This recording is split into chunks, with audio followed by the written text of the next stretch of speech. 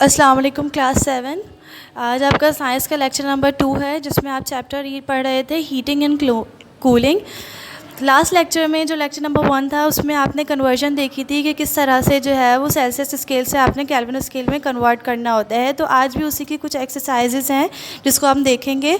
तो Celsius scale से kelvin scale में कन्वर्ट करने का क्या तरीका होता है कि आपको सेल्सियस डिग्री में जो भी टेम्परेचर गिवन होगा आप उसमें 273 ऐड करवा देंगे तो फिर ये किस में चेंज हो जाएगा, केल्विन स्केल में। ठीक है, तो ये जो बुक की एक्सरसाइज है इसमें जितने भी डैश जिस डिजिट के नीचे जिसमें मैंने डैश लगाया हुआ है तो आप जो है उसको वो बुक में नहीं है, वो ब्लैंक ऐसा ब्लैंक है और बाकी जो एज इट इज़ लिखे हुए वो बुक में मेंशन हुआ है। ठीक है, तो अब करने का तरीका क्या होता है कि सबसे पहले देखिए सेल्सियस स्केल में 200 गिवन है। अब आपको इसको केल्विन स्केल में किस तरह से जो है वो कन्वर्ट करना है, तो आप सबसे पहले क्या करेंगे, लास्ट एक्सरसाइज को देखेंगे तो उसमें जो फार्मूला गिवन है कि Celsius scale is plus kelvin scale का 273 ऐड किया हुआ है तो ये केल्विन स्केल में कन्वर्ट हो जाएगा। तो आपने भी यहाँ पे नंबर 1 पे जो 200 है इसमें क्या करना है कि 200 में आपने 273 ऐड करना है। तो जब आप 200 में 273 ऐड करेंगे तो ये एडिशन के बाद आपका आंसर आएगा 473। ठीक है, फिर नेक्स्ट में डैश था यानी 373 में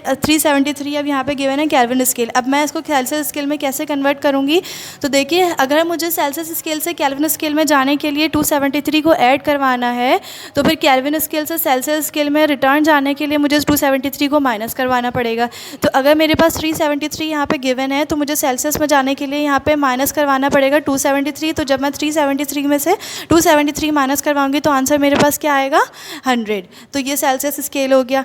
उसके बाद यहाँ पे सेल्सियस स्केल में 0 गिवन है और यहाँ पे डैश डला हुआ है। तो अब यहाँ पे देखिए सेल्सियस स्केल में जब 0 होगा तो उसमें केल्विन स्केल में जाने के लिए 273 से ऐड करवाएंगे तो 0 + 273 आपका आंसर क्या आ जाएगा, 273।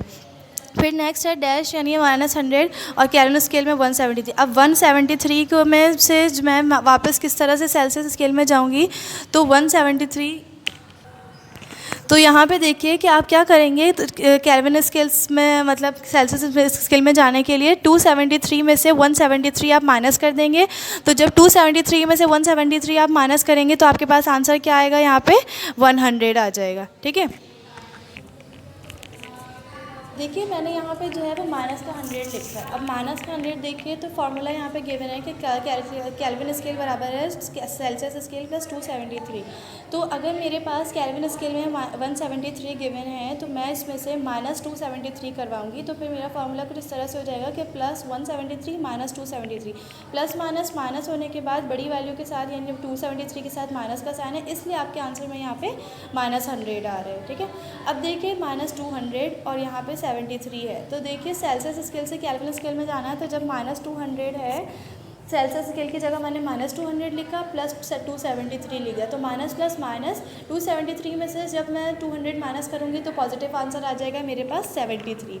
अब नीचे आ रहा है -273 और यहाँ पे है 0। तो अगर मैं -273 सेल्सियस की जगह -273 लिखूँगी और फिर फार्मूले में +273 पहले से मौजूद है तो प्लस माइनस से दोनों चीज़ें कैंसिल हो जाएंगी और आपके पास केल्विन स्केल में आंसर क्या आ जाएगा, 0। तो लास्ट एक्सरसाइज जो थी वो आपकी वो फार्मूले में कन्वर्जन थी। इस एक्सरसाइज में आपको डायरेक्ट करना है, लेकिन आप लोगों को ये फार्मूला समझाने के लिए लिख दिया है ताकि आप लोगों को ये करने में प्रॉब्लम ना हो कि माइनस प्लस को किस तरह चेंज करेंगे और केल्विन से सेल्सियस में कैसे चेंज करेंगे। जैसे केल्विन स्केल से जब आप सेल्सियस स्केल में जाएंगे तो माइनस करवा देंगे 273 और जब सेल्सियस स्केल से केल्विन स्केल में जाएंगे तो 273 को ऐड करवा देंगे। अच्छा, अब नेक्स्ट क्वेश्चन देखिए, use the kinetic energy theory to explain it is not sensible to convert temperature lower than -273 degree centigrade to the Kelvin scale। क्या मतलब है सवाल का कि काइनेटिक एनर्जी थ्योरी को एक्सप्लेन इस तरह से करना है कि आपको ये जवाब देना है कि अगर आपका टेम्परेचर -273 से बिलो होगा तो ये टेम्परेचर जो है फिर वो केल्विन स्केल में कन्वर्ट नहीं हो सकता। तो क्यों नहीं कन्वर्ट हो सकता, इसका रीज़न लिखा हुआ है नीचे कि absolute 0 is the temperature at which a material has no heat energy. Absolute zero. ये जो -273 ये बेसिकली वो टेम्परेचर है, यानी एब्सोल्यूट ज़ीरो पे होता है। अब इससे बिलो अगर टेम्परेचर होगा तो जब आप इसमें ये लिखा है a material has no heat energy, तो जब मटेरियल के दरमियान कोई मटेरियल के पास हीट एनर्जी ही नहीं होगी तो फिर इसमें कन्वर्जन कैसे होगी। तो इसीलिए अगर टेम्परेचर -273 से बिलो होगा तो वो केल्विन स्केल में कन्वर्ट नहीं हो सकता है। ठीक है, तो ये आपका प्रूफ भी हो गया कि -273 अगर इससे बिलो करेगा तो क्यों नहीं हो सकता है, क्योंकि मटेरियल के दरमियान हीट एनर्जी नहीं होगी तो वो कन्वर्ट कैसे होगा। बाकी अभी हमने लास्ट उसमें इस पे मतलब इसी लेक्चर में स्टार्ट में ये देखा कि किस तरह से कन्वर्जन होनी थी। अब नेक्स्ट ये देखते हैं।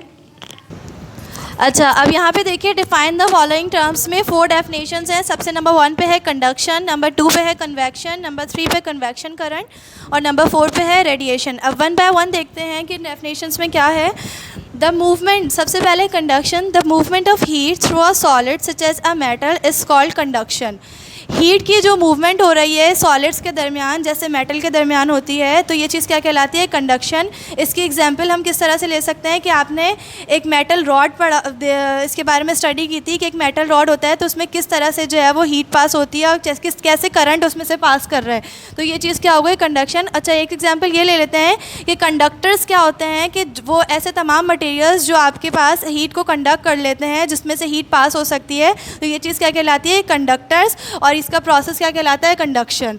ठीक है, अब नंबर 2 पे देखिए convection, a method of transferring heat by the movement of particles of substance away from the source of heat is known as convection.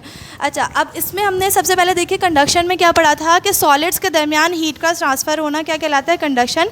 तो कन्वेक्शन भी कुछ इसी तरह से है कि लिक्विड्स और गैस के दरमियान जो हीट का ट्रांसफ़र है, यानी लेकिन हीट का ट्रांसफ़र जो है वो लिक्विड और गैस के दरमियान है लेकिन सोर्स ऑफ हीट से दूर रह के ट्रांसफ़र हो रहा है, तो ये चीज़ क्या कहलाएगी, कन्वेक्शन। और इसकी एग्जाम्पल क्या थी, कैटल की एग्जाम्पल मैंने आपको क्लास में लेक्चर के थ्रू समझाई थी कि कैटल में किस तरह से जो है वो पहले स्टीम, फिर स्टीम से अगर मैं उसको कवर कर दूँ तो हीट बाहर नहीं जाती है लेकिन वो अंदर ही रह के जो है वो जो भी उसके अंदर मौजूद है उसको कूल डाउन कर देती है। ठीक है, अब नंबर 3 पे देखिए convection current, a continuous circulating flow of heat in a liquid और गैस।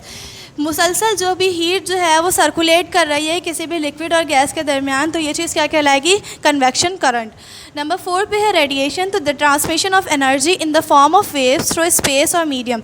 एनर्जी की जो ट्रांसमिशन हो रही है वेव्स की फॉर्म में, किसी भी एनर्जी जो ट्रांसफ़र हो रही है in the form of waves, अब वो किसी स्पेस के थ्रू हो रही हो, पूरे स्पेस यानी खला में हो रही है, या फिर किसी मीडियम के थ्रू पास हो रही हो एनर्जी, तो ये चीज़ क्या कहलाती है, रेडिएशन। तो आज का लेक्चर यहाँ पे एंड होता है जिसमें सबसे पहले हमने कन्वर्जन की थी उसकी केल्विन स्केल और सेल्सियस स्केल का टेबल पढ़ा, फिर काइनेटिक एनर्जी यानी एब्सोल्यूट ज़ीरो के बारे में डिस्कस किया और फिर लास्ट में जो है वो इन 4 डेफिनेशंस को पढ़ा। तो ये चीज़ आप अपनी कॉपी में जो है वो ये पूरा लेक्चर कॉपी कर लीजिएगा। इंशाल्लाह नेक्स्ट लेक्चर में हम आगे के चैप्टर को कंटिन्यू करेंगे। Thank you.